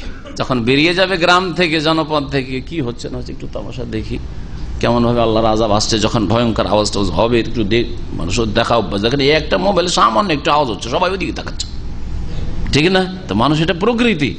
আর এইরকম যদি বিকট শব্দ দিয়ে আল্লাহর আযাব নেমে আসে তো তাকাতে পারে। এই জন্য আগেই আল্লাহ সতর্ক, খবরদার কেউ তাকাবে না, কিন্তু তাকালে মুশকিল আছে, আল্লাহর আযাব দেখবে না, হয়তো বরদাস্ত করতে পারবে না, হার্ট ফেল করে মারা যাবে।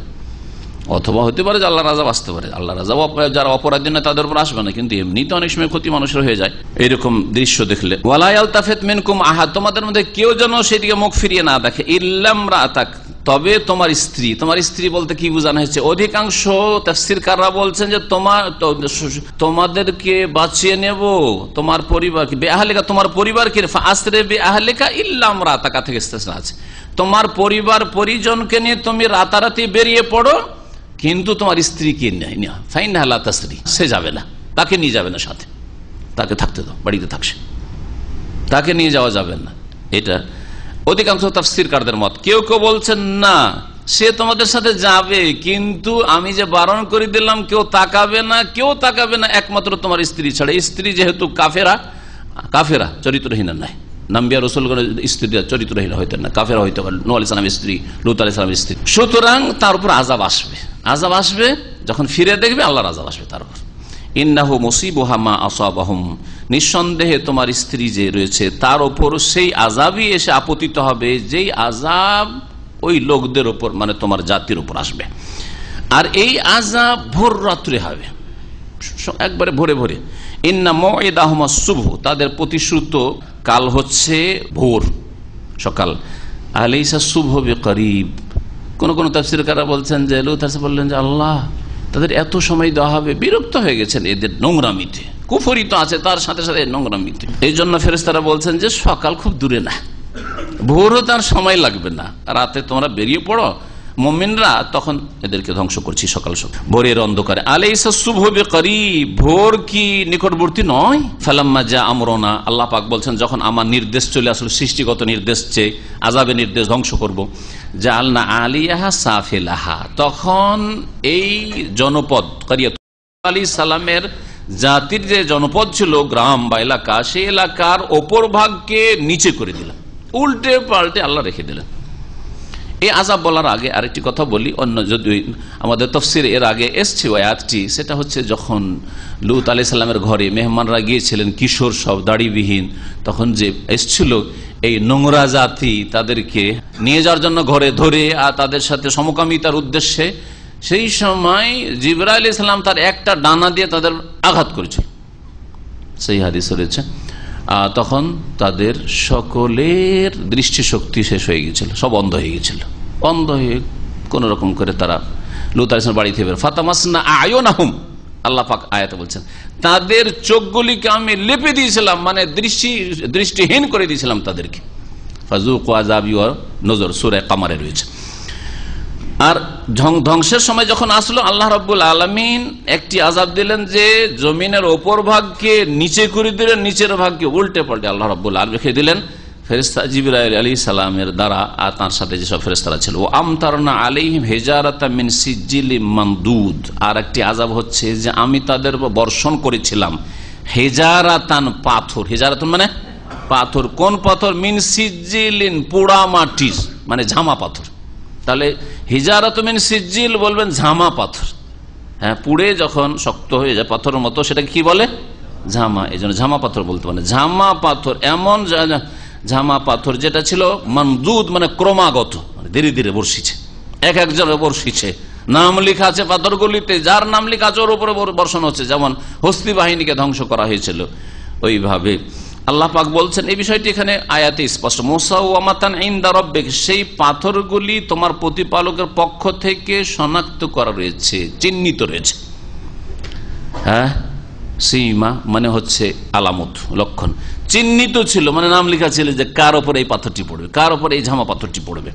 ওয়া হিয়া মিনাল যালিমিনা বিবাঈদ, আর এই শাস্তি জালেমদের থেকে দূরে ছিল না। ওমাহিয়া মিনাজ জালিমিন, একটি তাফসীর করলাম। ওমাহিয়া কি বললাম? হেয়া, হেয়া জামিরের মারজা, লক্ষ্যবস্তু, যে এই রকমের আযাব জালেমদের থেকে দূরে নয়, যে কোনো জালেম। আর নবী সাল্লাল্লাহু আলাইহি সাল্লামের কোরআনে কারীম নাযিল হচ্ছে, আর সেই যুগের জালেম হচ্ছে কুফারে কুরাইশ, কুফারে মক্কা, মক্কার কাফেররা। সুতরাং তাদেরকে জালেম বলে আখ্যায়িত করা হয়েছে। আর হেয়া বলতে এই আযাব, লূত আলাইহিস সালামের জাতির উপর যে আযাব এসেছে, এই আযাব এই মক্কার কাফের মুশরিকদের থেকে দূরে নয়। ওমাহিয়া মিনাল যালিমিন বাইত, মানে যে আযাব এসেছে ওই ধরনের আযাব এদের উপর আসতে পারে, মক্কাতেও আসতে পারে, এ কথা বোঝানো হয়েছে। দ্বিতীয় তাফসীর হচ্ছে হিয়া জামিরের লক্ষ্যবস্তু মারজা, উকুবা, শাস্তি নয়, এই আযাব নয়, বরং জনপদকে বোঝানো হয়েছে। এই লূত আলাইহিস সালামের এলাকাটি সাদুম এলাকা, মৃত সাগর, হ্যাঁ, জর্ডনের কাছে, তো এই এলাকাটি মিনাল যালিম, জালেমদের থেকে, মানে মক্কাতুল মুকাররমা থেকে, ওমাহিয়া মিনাল যালিম, মক্কাতুল মুকাররমার জালিম মানে কুরাইশরা, আরব মুশরিকরা, আরব মুশরিক জালেমদের থেকে দূরে নয়। কেন দূরে নয়? এক তো কাছেই, দূরত্বের দিক থেকে। দ্বিতীয় হচ্ছে এরা সফরে যেত, ব্যবসায়ী সফরে, শাম দেশে, আর শাম দেশে গেলে ওই সাদুম এলাকার পাশ দিয়ে, ওই মৃত সাগরের পাশ দিয়ে এদের যাতায়াত ছিল, এদের যাতায়াত ছিল। সেই জন্য আল্লাহ রাব্বুল এই কথা বলেছে। তাহলে হিয়া মানে আযাবও হতে পারে, হিয়া মানে লূত আলাইহিস সালামের জনপদ, যে জাতিকে ধ্বংস করা হয়েছে, ওই গ্রাম এলাকাকে ধ্বংস, ওই এলাকাও কারিয়াও হতে পারে। এরপরে শুরু হবে শুআয়ব আলাইহিস সালামের কথা। ওয়া সাল্লাল্লাহু আলা নবিয়িনা মুহাম্মদ ওয়া আলা আলিহি ওয়া সাহবিহি আজমাইন।